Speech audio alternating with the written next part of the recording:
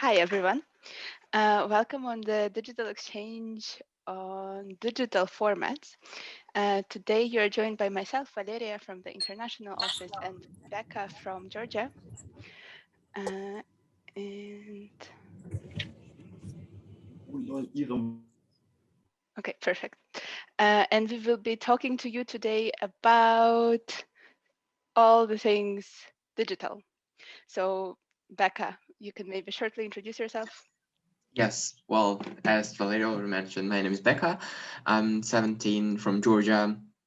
I've been quite active in the digital world lately. I've also been a head organizer of digital health firms. So yes, hereby we want to, like with this module, not with this sort of a webinar, we want to kind of share and the knowledge which is as of now around the network, and also see and hear different ideas from your side as well. Yes, and before we kind of take off and start everything, we'd like us everyone to get to know one another better.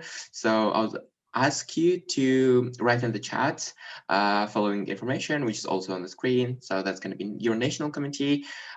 What's the role you previously took part in digitally? Was an organizer, board representative, or something like that?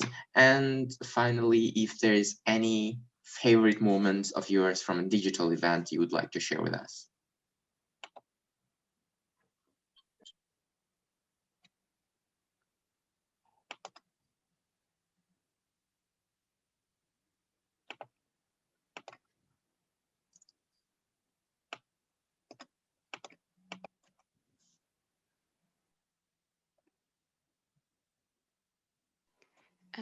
Maybe Becca, in the meanwhile, do you want to share your favorite moment?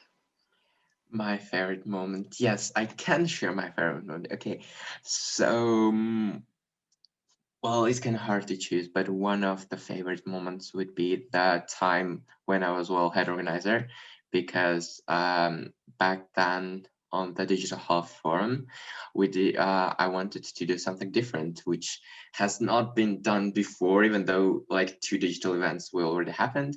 And I had this crazy idea of, if we made Euroconcert digital, why can't we make Eurovillage digital? So that was the point when I, with my other organizers, started to kind of brainstorm how we're going to do that, and holding out the digital Eurovillage was one of the like favorite moments for me. It was really good and great journey actually. So yes. For me, a favorite moment was during the first digital session at the end of the Euro concert. It was on shared via Zoom, and at the end, you could still people were voting which part of the Euro concert to rewatch and chatting with each other, and it felt very much like this atmosphere at Yes. the at night in the hostel when you talk with random people about random topics. Exactly. Cool. Like digital session also, like the first one had literally that kind of vibe. It was such a like different vibe, because for also from I was an organizer, and from my perspective was some like changing the history of the network at some point, because we was doing something and we didn't know how it would kind of unleash at last, but it did really good. And it's going to be 1 year since the first digital session very soon. That's exciting. Cool. So today we are joined by a lot of people from basically all around, and it's really great that there are so many people that are HOing and also so many people that are in the board. It's very cool to be talking to you today about it. Is from the James offset. If you go Sorry, I think we like cannot hear you. to the left,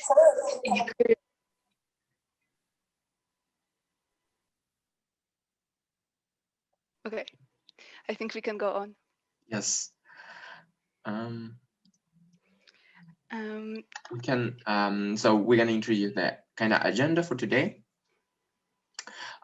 which basically is firstly welcoming you. I'm really, really happy that so much of you are joining today. From our side, firstly, we're going to be kind of representing some sort of an input and sharing some best practices on which we have currently insight on, which is going to be mainly about how to organize, not how to organize, but like what is the best way to organize digital events. Then we're going to have a theme discussion, which it's also going to be some sort of a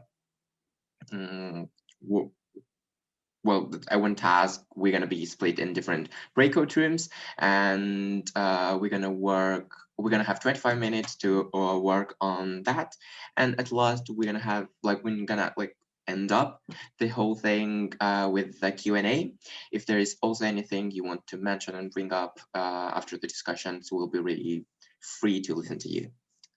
And with that being said, I'm going to kind of little bit start about sharing the best practices, and I would say that the first and foremost would be beginning organizing session and planning the session generally in advance. For instance, as like according our previous experiences, we acknowledge that 3 months is pretty decent time to start thinking and have already an organizer, because it's going to give flexibility to the organizing team, also to NNC and other leadership members to very greatly shape their teams, and also kind of will have one good vision for the session.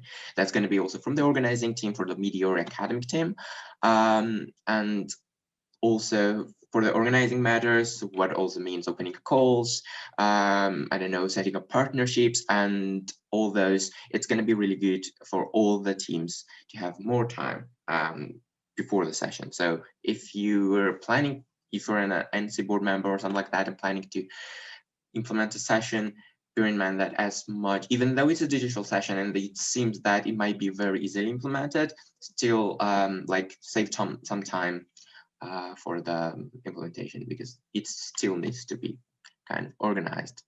Then the next slide is about, yes, having a session theme. So on the physical sessions, where we kind of miss out is we do have the session theme, but the session theme is some sort of a theme and one topic, one motto, which kind of covers different topics.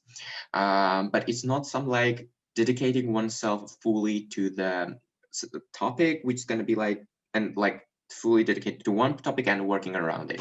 For instance, in the digital kind of era, we experienced the events of such kind, which was Digital Health Forum and Digital Energy Forum.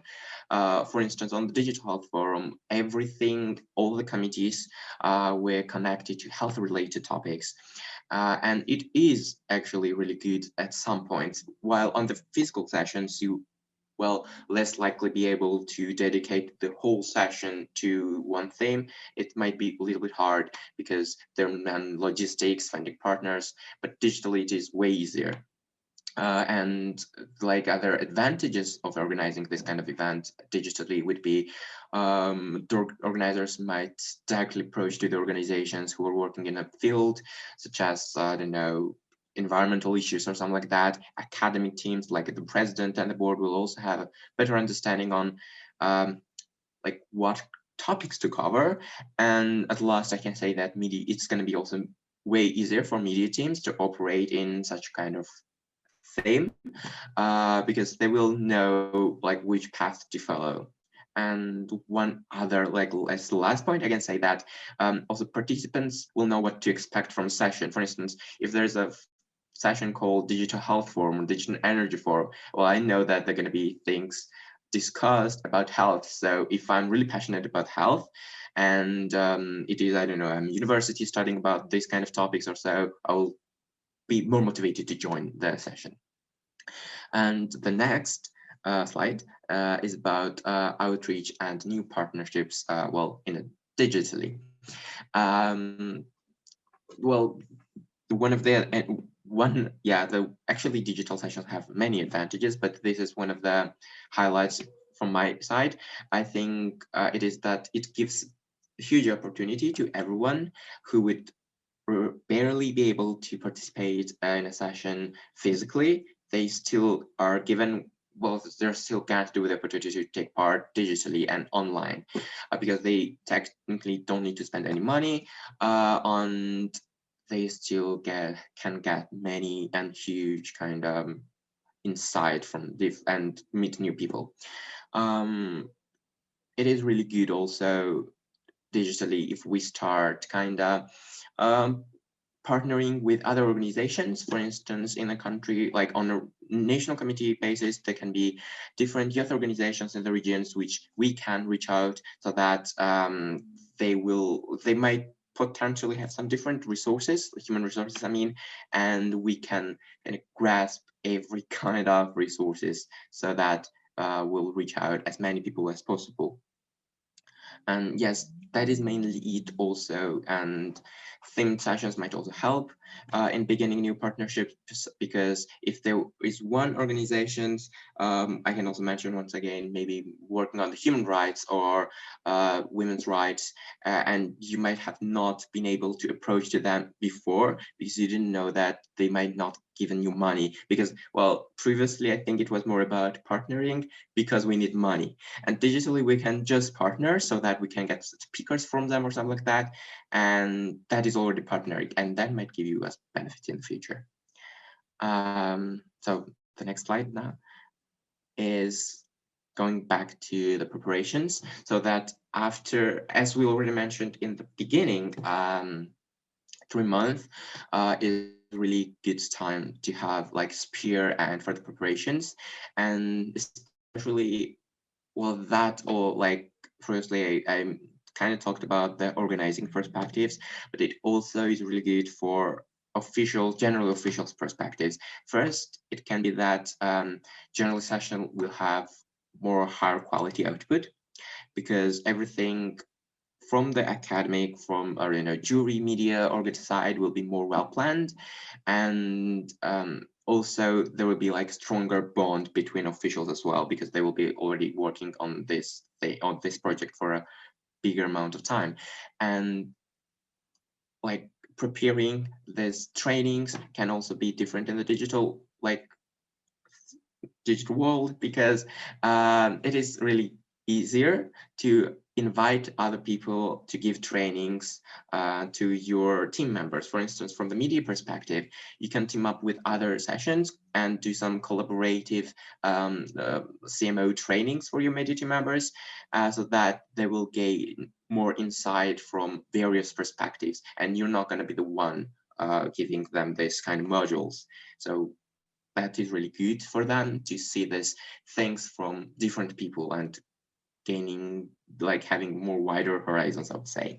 And one last point about the preparations, I can say that we should not kind of forget the guides and existing resources which we have. There are a bunch of resources also uploaded on the members platform, but other than that, it will be also wise from us to approach to different leadership members. I don't know, also the editors of your sessions or head organizers of your sessions to gain those materials, those presentations and those kind of ideas, bring them together and kind of making and adding resources together. And what I can say that there is also a YouTube playlist in which there are EYP online trainings put together. Here's the link.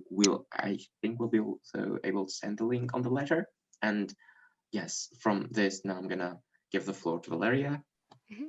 And just to add on to your last point, I think uh, working now there is such a cool opportunity for you and your NCs to reach out to some of the older alumni, especially perhaps alumni that are IS and that were officials at an IS, but maybe 3, 4, 5 years ago, and invite them as a guest trainer for a module or two. And it's both cool because you will get access to a person who probably knew something that they were doing at an IS, but also it's a cool opportunity for them to get back in touch with the organization with just a 1 hour investment. So I really would invite you to explore this idea. And just to also give you a bit of background, how sort of this presentation came together, me and Becca, we sat down and we thought about the issues that are that we see in digital events, and we thought of what are the some best practice approaches that we know that could help you overcome those issues and prepare good quality, future resilient events. So far we've discussed 4 points. It was to start early, to make sure that you have quite a specific theme, to use this as an opportunity to find new members and create new relationships with potential partners, and make sure that your officials team is all set for a good quality event. So now there are 4 more last tips. One of them is guests and speakers. The huge advantage of an online event is that now it is so easy to invite a very qualified guest or speaker to your event. And all it takes for you is perhaps half an hour for research and then writing out an official invitation. And for that person, it doesn't take any commute time. This is no longer an issue, and a lot of them are actually quite open. So, in terms of guests, this is also a great opportunity for you to build some future fundraising relationships, and invite people from potential partners in future. But also, you could invite people that, for example, are influential within your country's politics, or anyone for whom getting in touch with the youth generation could be an interesting opportunity.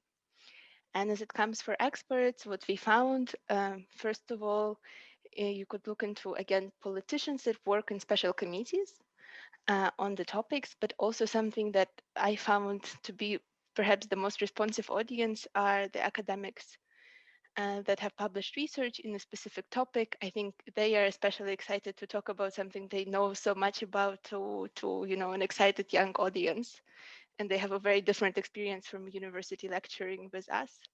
And so it's a good also opportunity to introduce the organization for you. Um, Another point that is very important, and we see it so often being overlooked at the digital sessions, is code of conduct.